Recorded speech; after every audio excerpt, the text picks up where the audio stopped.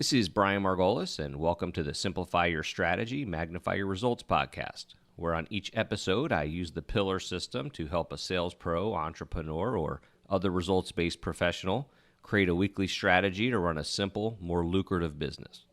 A strategy so simple it can fit on an index card, but so powerful it's actually helped create multiple seven-figure earners and is now licensed by some of the largest companies in the world to create strategies for their teams. If you'd like a free copy of my book on exactly how to do this, or want to be considered as a guest on a future episode, head on over to productivitygiant.com. Enjoy the episode. What we're doing today, and as people jump on, they can kind of jump in and figure it out. But, you know, I want to give people a chance, and there's going to be a wide range, you know, everyone from, I have existing clients on here, some I've been working with for a few years, to people I've never met before and everything in between. And so we're going to focus on kind of a Q&A discussion. You know, I'll answer whatever questions people have or go down any avenues people want, but on running a more intentional business, right? Going from a reactive business to an intentional business. And so, and what I mean by that specifically is, you know, going from that business where it's just kind of go, more, just kind of reacting all the time and, you know, kind of going from that concept to, you know, being very intentional about what you're doing. And so in that spirit, you know, the components of that are obviously, for some of you who know my stuff, we have the pillar system, the weekly strategy concept, but running an intentional business goes, you know, even further than that. It has things like planning your day, right? And actually working your plan. Intentional business involves the concept of who, not how, right? It's a leverage concept of, you know, don't spend too much time figuring out how to do things when there's already people out there who know, you know, find the right who's and things like that. And so there's no shortage of components. And so Enrico, I'll go ahead and I know you submitted something. So I kind of understood what you were saying, but I'm going to ask you to, I think it had to do with the word proactive in the pillar system. So why don't you tell us what your question actually was? No, okay, thank you. I have misunderstood your book, but I had the feeling sometimes that a pillar is a proactive activity that requires some extra effort, or is something kind of that you're not already doing, that is not a habit, that something that you're already doing regularly. Because if you're doing that, then it doesn't require any extra effort. It's just part of how you work or who you are. Yeah. And so I had this issue: should a pillar be something new, additional to what you're already doing, or could it be something that you're already doing? This is my basic question. Yes. Yeah. Okay. That's kind of what I interpreted from the email you sent me. So let's start first. I don't think that I'm asking you to take extra effort. I think what I'm saying is it has to be proactive, meaning if you don't focus or you don't intentionally do it, it's not going to get done. Like, some things in your business will get done because if someone emails you with a question, it's going to get answered, right? If all of a sudden something has an immediate consequence, you're going to handle it. When I say proactive, and I think that's where maybe you're getting the idea of extra effort. When I say being proactive, I mean, if you don't intentionally focus on it, if you don't write it down to do it, it's not going to get done naturally in the course of your day, right? Something's not going to stimulate you to do it unless you decide to do it. And the reason's simple. It's because there's no immediate consequence for doing it. Now, if you go to the other end of the spectrum, Enrico, you have these things that I'm calling habits. And I'm saying if it's a habit, it's not a pillar. If it's a habit, that means you don't even have to think about it. It's getting done regardless, meaning if you run every day, or if and that's already built in, by definition, you don't have to focus on it. Okay. So a pillar is not necessarily something new. A pillar could be something you're already doing. In fact, it's usually something you're already doing. You just want to make sure that you're consistently doing it. week in and week out. Okay. So did you have an example of something that maybe you think is a pillar or is not a pillar? Well, in my case, it's I'm publishing twice a week in Mhm. blog posts, basically, and I've seen it has an impact. Right. And it's something that requires effort, yes, and I can imagine better usages of my time. So instead of writing those blog posts, but I'm doing it, and and I'm okay with it. I mean, Yeah. So it's that would be a pillar, that you have to publish 2 blog posts a week, right? That could be a I pillar. think so. Yeah, we probably have to discuss it more, but if you're getting a high return on investment, or you think the compound effect of doing that every week is going to pay you back, then yeah. Now, here's another way to look at that same thing. Some people would say, it's not that I need to publish a blog post twice a week or create 2 pieces of content. It's more about quality, right? It's more about quality. And so what they basically would say is, I'm going to spend, 2 hours a week creating content. And if that content turns into one really good blog post or one really good video, so be it. If it turns into 5 little mini postings or blog posts, so be it. But the idea is that you spend a minimum of 2 hours a week creating that content. And Enrico, you'd have to figure out kind of, how does your brain operate, right? Would you rather, what's going to be higher quality? If you decide I'm going to spend 2 hours creating this, or I know myself, I'll screw around. I need to make sure I get 2 posts out every week. And that's how you want to think about it, right? Makes sense. And think of it this way too, Enrico, and then I'll move on and we can always come back. But think of it as there's pillars built around things you need to do consistently, right? You might already know how to do them effectively. There are things you need to do consistently. And then there's pillars built around things you need to do more effectively, right? The learning pillars, meaning you need to get better at something. And then the third type of pillar, the strategic pillar, if you will, that's the pillar where you create something every week so that when you do something else, that something else is more effective. So for example, what do you write blog posts about, Enrico? In general, sales people, sales management, that Okay, kind of stuff. got it. Okay. So the idea, I'm assuming, is to get your blog posts read and shared, right? Correct. Okay. So you might decide that, okay, putting out 2 blog posts a week, that's fine. But I also want to be more effective, meaning I want my subject lines to cause people to click on them. I want the material short and sweet so people forward them. People can quickly consume them. And so you might spend 30 minutes, 60 minutes a week learning how to write better blog posts, right? Learning copywriting, or, how to create good titles and things like that. Because as you know, the title of your blog post is probably the most important part, right? If you want to catch people and get them to read it. So that would kind of be the effectiveness component, right? Make sense? Totally. Okay. Thanks. Mark, Yes. you're next.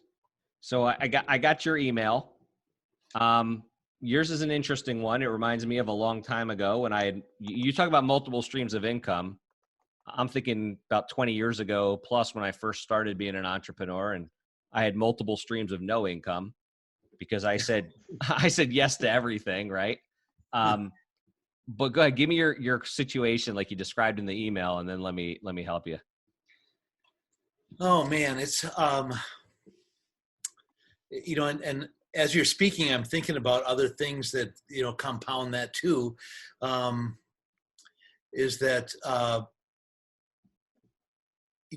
I guess starting out with the multiple streams of income that all seem to require some activity, either weekly or daily, and then also kind of demand a degree of excellence in how it's done.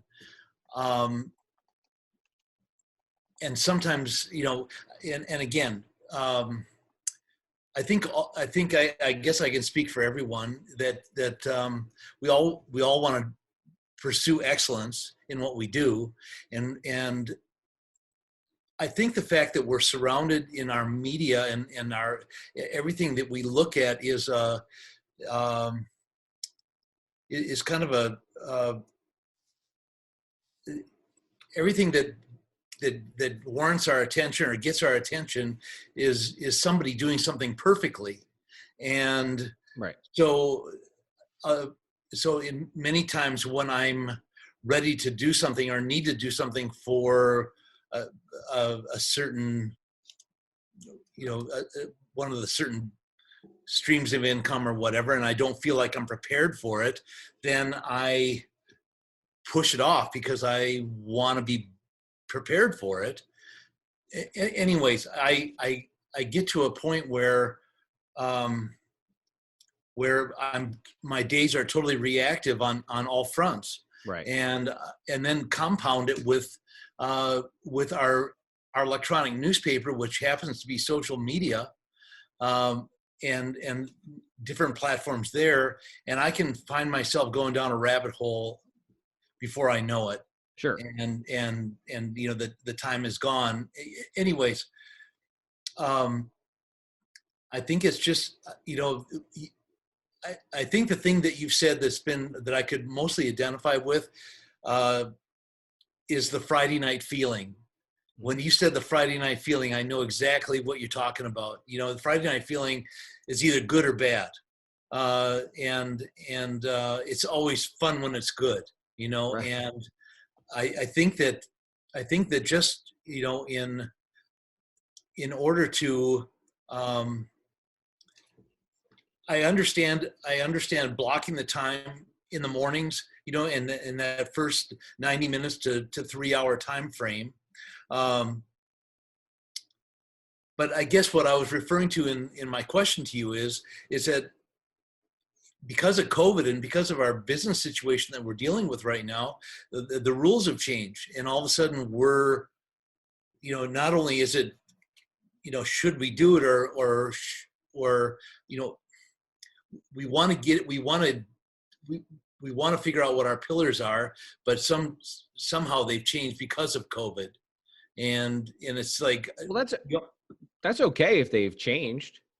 yeah, in some cases, I feel like I almost have to relearn, having to relearn some of the things that I need to do to get the business I want. Right.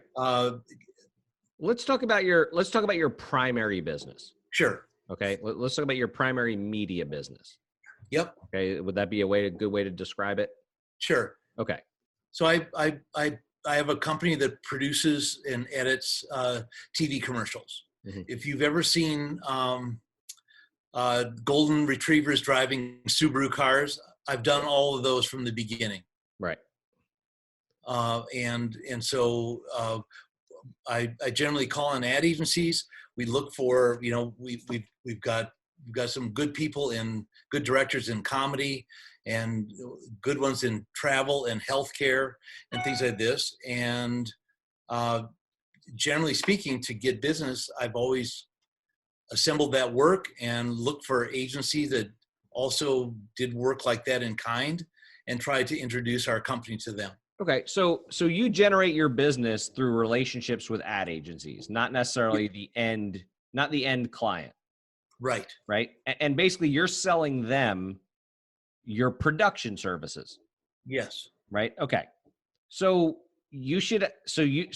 I'm guessing even in COVID, I'm guessing production of commercials went down originally, like a lot of things stopped and all that kind of stuff.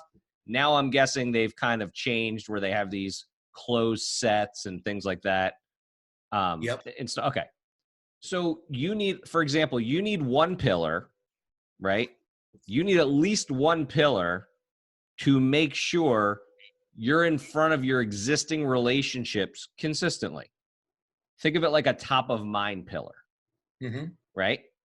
And again, without going too deep into your business, I don't know what that looks like, but that could be as simple as reaching out and asking them what's going on, bringing value to them in some form, right? I don't know a lot about your industry, but bringing value to them in some form, providing them resources, whatever it is, but you need some kind of top of mind pillar to stay in touch with your existing relationships, right? Okay. Yeah. Then you need a prospecting pillar is my guess. Look, Yes. most businesses, I don't care. I know who's on this call for the most part, a couple of new names. And, I know the businesses they're in, but they mostly have these kind of dynamics, right? So you need a prospecting pillar. Now, a prospecting pillar is going to be a combination of two things. It's going to be a combination of the consistency pillar of how many times you reach out, right? I'm going to reach out to this many ad agencies a week or whatever you're calling it. But then there's going to be the effectiveness component, right? Like how well have you honed your message so that you're so unique when someone hears what you are offering, they actually want to respond, right? So you might have a pillar where you work on your effectiveness, you work on your, and again, I don't know exactly what that is. You probably Sure. have to fill that in for me. But, basically I'm guessing most of the rest of what you do in that world is reactive, right? Yes. You probably listen to me. You proactively, keep client relationships warm. You proactively prospect. You proactively get better at those components, right? Mm-hmm. And by the way, when I say get better at prospecting, that can be either actually getting better at prospecting itself, like studying it, right? Spending 60 minutes a week, learning all the different ways B2B companies prospect. And there's so many cool creative ways out there. It's not even funny. Or it could be the actual, like I said, the messaging, right? How unique is your story and what you're telling them? There could be other things here. Like you might have like a Trello, right? Or some software like Trello or something like that, or some project management software or your spreadsheet where whatever you have going on. You might have to review that twice a week, right? To make sure nothing falls through the cracks. I could see a pillar like that. But outside of that, I imagine your business is mostly reactive, right? Yes. Mostly reactive. And so then now we talk about your additional business ventures.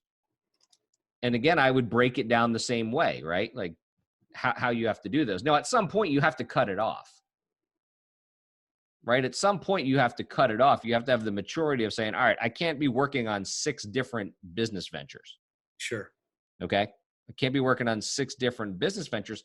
And again, that's when I went into that third part of running an intentional business, which is, the who, not the how, right? Like I'm literally building one business while I'm running another one right now. And the reason I'm able to do that is for 2 reasons. Number one, my pillars are really tight.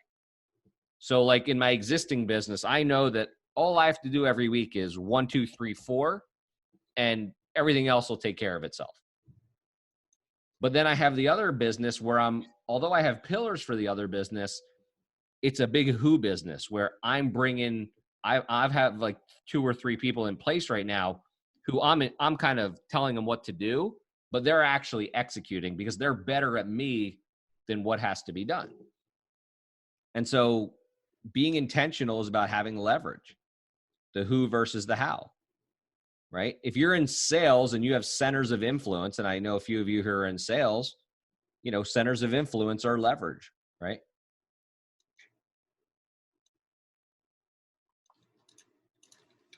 Yeah, this is great. Yeah, think of it that way. But at some point, Mark, based on the email you sent me, the tone I got of it was, you're going to have to say no to some things for now. You're going to probably have to punt a couple of things and say, look, just because there's an opportunity to replace some of the money I'm losing in my traditional business with this doesn't mean I have to do it. You know what I mean? You have to prioritize it at some point. Right.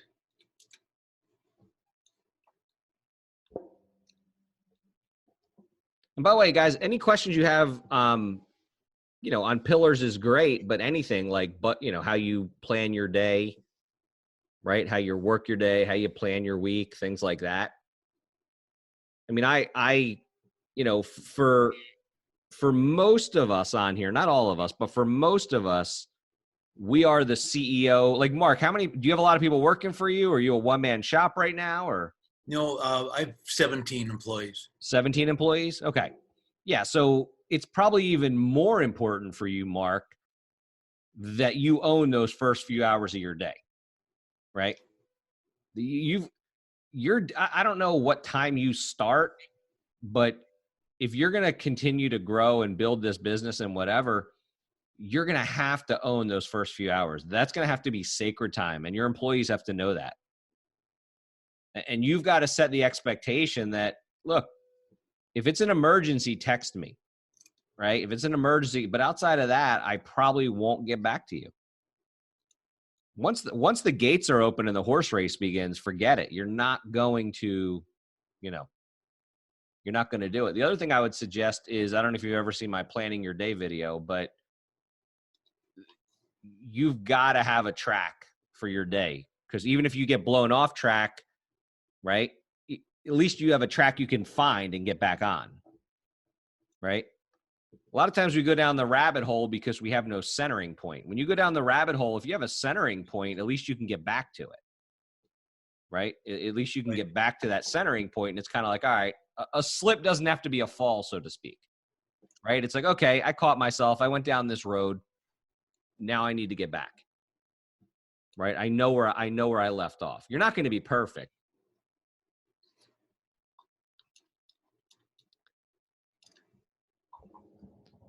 And again, I'll spend time wherever you guys want. Does anyone else have a topic they want me to cover? A question about their specific business?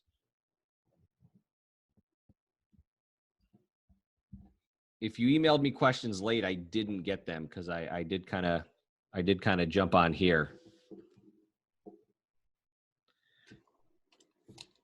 Also, if you have some experience working with my system, if you want to share it with the people on the call, that can help too. But I just wanted this to be kind of a brainstorm here.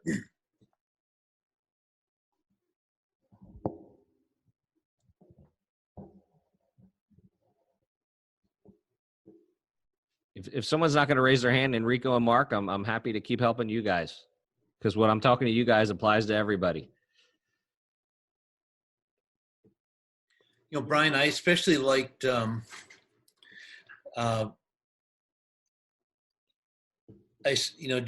know that if I guarded those first few hours of the day, just 7 to 10, I know that I could get my pillars done. Right. Especially with reaching out to people and even responding to people, and then the NSTs, the non-sales touches, I think are so important. I mean, those are the things that people remember about you. Sure. I think that especially in my business, that is extremely valuable. So Mark, let me ask you something. What keeps you, and it's different for everyone, what keeps you from budgeting 7 to 10? Is it the budgeting of it, or is it the protecting of the time and not letting anyone in there? There's really nothing. It's something that that it's something that I've probably been thinking about for the first month, but just because I haven't really committed it to paper or to a schedule. Do you use an electronic calendar? Loosely. I'm more of a steno book guy. Okay. What kind of calendar do you use? Like, where do you put an appointment? I'll put it in iCal. Okay. So you should have a standing appointment with yourself every day from 7, or whatever your number is going to be, from 7 to 10. Sure. I mean, it's that simple. And then again, if you don't have it, I'll send you over my video. Just email me after on planning your day, planning your week, and how you plan your day and work your plan. But man, the way you want to think, Dean Jackson, I don't know if you guys are familiar with Dean Jackson. He's without a doubt one of my favorites in the world. That's from the I Love Marketing, Joe Polish, Dean Jackson, that crew. Dean Jackson has something that if you ever want to go on, it's called the 50-minute 50 the 50-minute focus finder, right? The 50-minute focus finder. And I'm pretty sure that's the one where he talks about golfing. And he talks about this idea of when you go golfing, you're golfing. Meaning you don't have expectations of returning calls or getting on the internet or going down the rabbit hole or checking email. You're golfing. And so Dean articulates it so amazing. I'll let him do it. And he has an acronym for golf, but he talks about, setting up your environment for, to win ahead of time for that stuff. And it's really cool because people swear they can't budget that much time. I need to be available. And I'm like, we do it all the time for other things. And so look, owning your morning. Okay. There's two things. And I don't know, you might have some Tim Ferriss fans on here, but his two big tomes, Tools of Titans and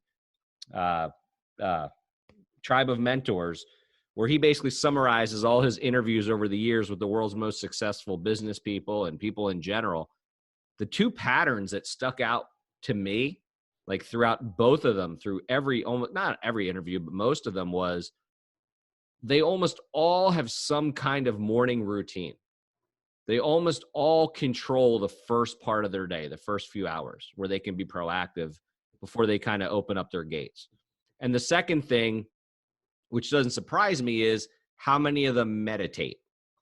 And the only reason I'm saying how many of them meditate is because, and again, I'm not a meditation expert by any means, but most meditations involve the idea of, it's okay if thoughts come in, just let them go, if you will. And it's basically, if you went to a performance coach and said, I'm having trouble concentrating, right? I'm having trouble starting and finishing a task. The same exercises they would give you to build your focus muscle, your concentration muscle, is basically the same thing that if you learn TM, Transcendental Meditation, they would teach you. And so it doesn't surprise me that so many successful people have built that focus muscle, their ability to start something and then work on it until it's completed, right? Without interruption. And so that part doesn't surprise me. Enrico, I saw you were about to jump in. You're still on mute. Sorry, yeah. Yep. I have more of a technical question. One of the things that positively impacts my business is, for example, holding a webinar, ideally once a month. Mm-hmm. Every time I do one, then I get lots of contacts and quite a good stream of business. So my kind of pillar was, hey, do a webinar once a month. Right. Now, you mentioned... And then you realized you can't do a pillar once a month. So far, yeah, exactly. I mean, I do like the weekly accountability. So how would you structure something that should occur once a month? Yeah. Right. With weekly accountability? Awesome question. I get this one all the time with my individual clients, the group clients, whatever. So what goes into this webinar? Is it the same webinar every time? You keep rerunning the same one? Is it about different things? Like, what do you have to do to actually prepare and make the webinar happen? I usually recycle material that has been prepared for classes or for other trainings, or for so it's there's part of content preparation, there's part of preparing the communication, and once it's sending it out, and once it's done, doing the follow-up, and so on and so on. Right. Okay. So if you created a reference document, which is a big part of the pillar system, right? And that reference document had ideas for future webinars, right? So you could have like 4 columns in this reference document. This Excel, let's just say it's an Excel sheet for lack of a better word. So column A is your to-do list, right? The things that still have to get done for the next webinar, okay? Mm-hmm. Column B could just be ideas. As ideas pop, you're like most entrepreneurs, our thoughts are our number one distraction, right? We get these ideas that pop into our head, or we read something, whatever. Okay. So as you get ideas, you can log them, right, in column B, ideas for future webinars. Okay. Or just Correct. ideas to do on the webinar, like, oh, I should open up the chat component, or I should, whatever it is. Then column C could be any resources to remind you to access them. Meaning I have all this great stuff in these resources. And again, I'm just shooting from the hip right now. And then column D could be like your invites, like who you want to make sure you invite, blah, blah, blah, whatever it's going to take. And then you could have a pillar, right? And again, I don't know what the time would need to be, but you could have a pillar of spending 15 minutes a week or 30 minutes, depending on what you think you need. It's a minimum, 30 minutes a week, right? Creating and promoting your webinars. And that could include follow-up. It could include all the components. You could keep a follow-up list in your reference documents. And the idea is every week I open up that reference document and I spend at least 30 minutes on whatever has to get done for the next webinar, the previous webinar. Does that make sense? I'm not Unless sure, you don't even honestly. need 30 minutes. Well, but I see this as an activity that has a peak activity at one point in time over a 1 month period, could be 2 month period, and then it declines till the next cycle. So I do have trouble, even what you're suggesting, I do have trouble fitting it in a weekly cycle. Okay, so here's another way to look at it. You ready? Here's another way to look at it from the pillar system. So maybe this is not a pillar, maybe this is a task, right? Maybe what do you, if it doesn't make its, I see. If it doesn't make its way into your pillar system, what are you afraid is going to happen? Are you afraid you're going to forget to do it? Yes, I will procrastinate and find excuses not to do it because I'm busy doing something else. Right, and you want to do it once a month. Well, I moved it back to once every 2 months. But once a month, Okay. I thought it was too really too much. I mean, but now I did like Cortez when he landed in Mexico. I burned the ship, you burned the boats, announced it, and now I have to do it. Right. I was gonna say actually that's a technique where you announce it, right? Right. That's what where I you did. You announce it. So a couple of ways to look at it. This could just be a task. It maybe doesn't have to be an actual pillar, right? That's one way to look at it. Okay. The second one is, are there other things that you like, that you do that are high leverage activity that are similar to this?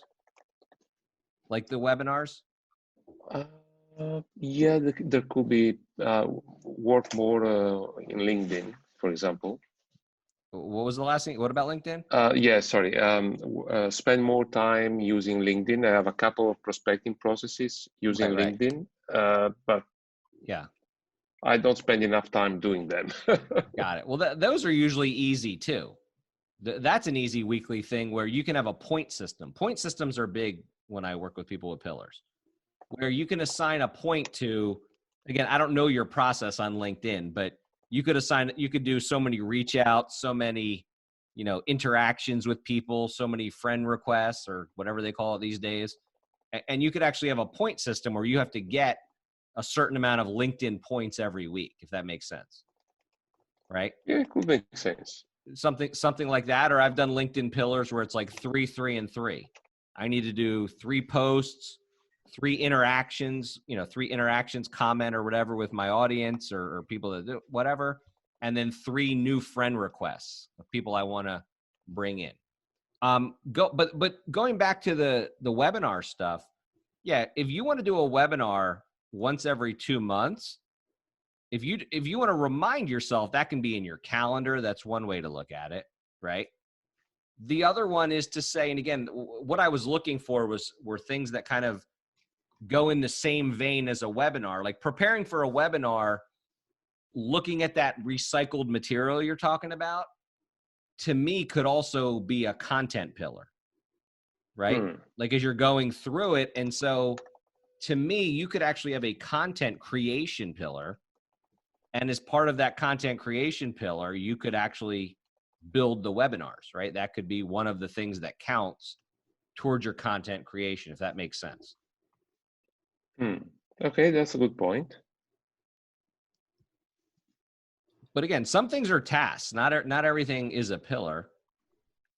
And then sometimes it's just a matter of reviewing. Like one of the things that some of the group clients know about in the group programs is what I call the Reepiphany Card, right? The Reepiphany Card is, you guys, if you remember from my book, this idea of the Reepiphany, meaning the idea this is a breakthrough you have, or something good happens because you're reminded of something you already knew, right? You already knew it, and like you're reminded, oh yeah, that works well when I do it, and then you stop doing it, right?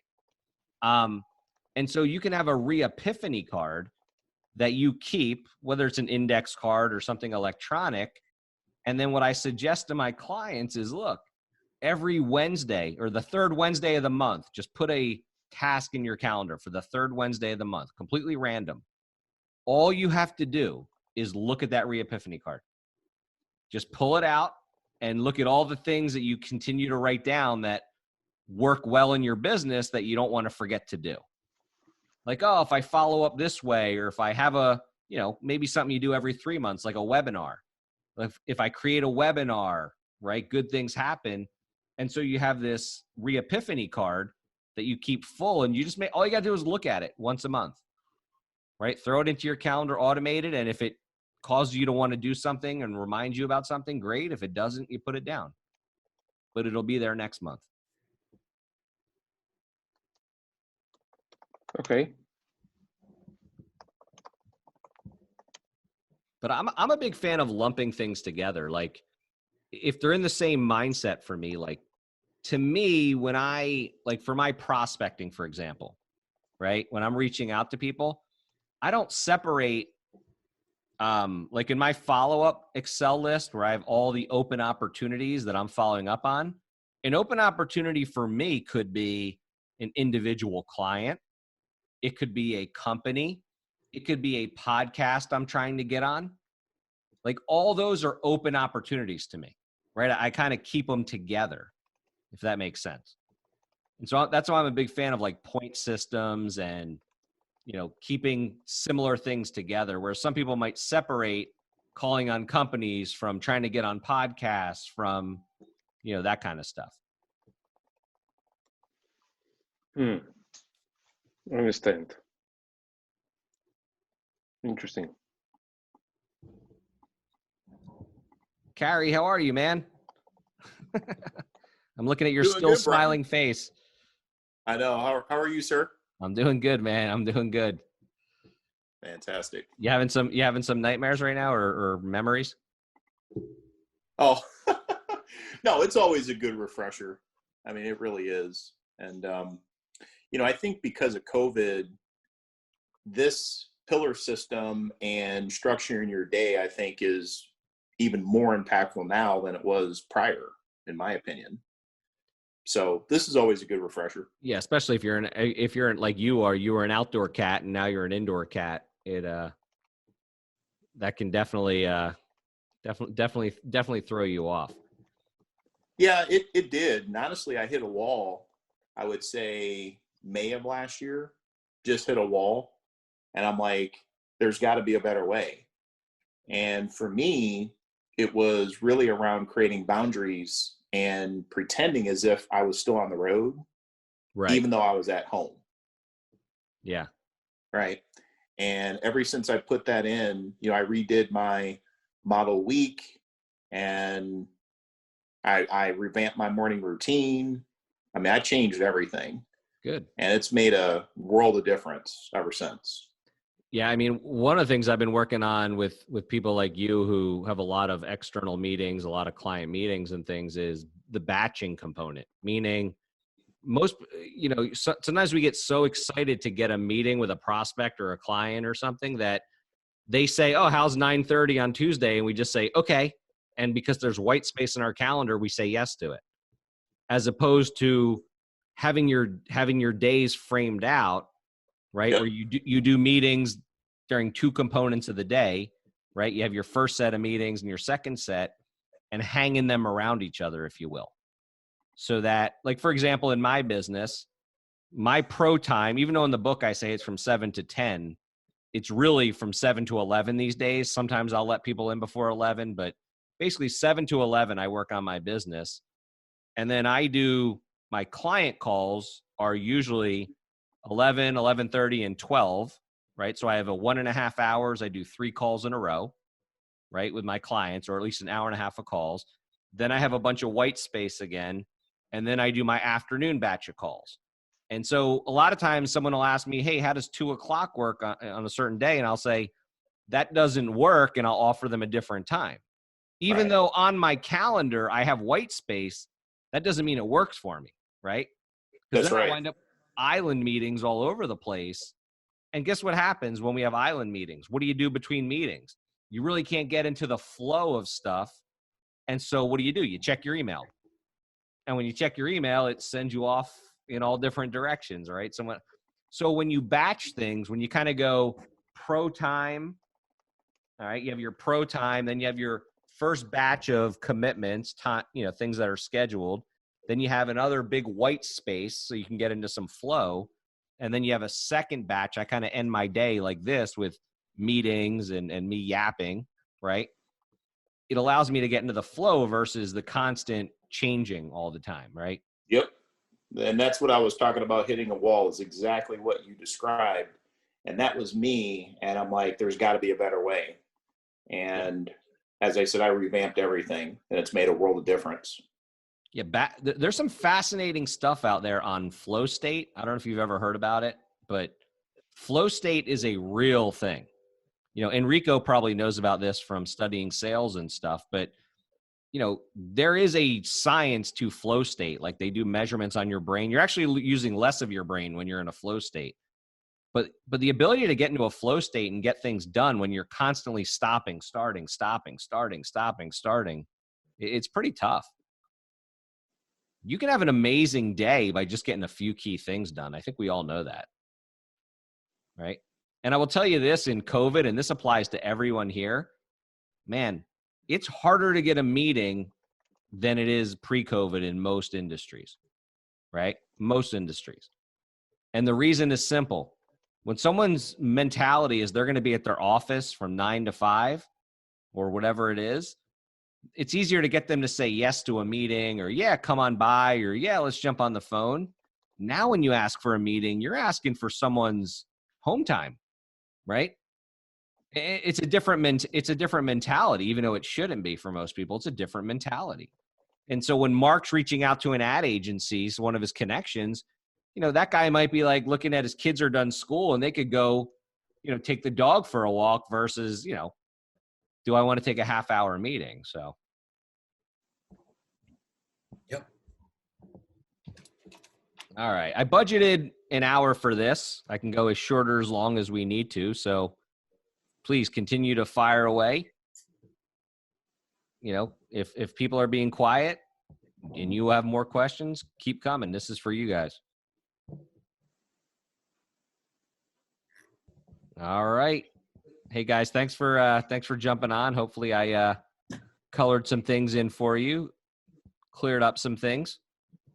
And I don't know how often I'm going to do these. It's more like when people start reaching out to me, asking me questions, I say, let's do one of these. And if I do them again, you'll be notified. All right.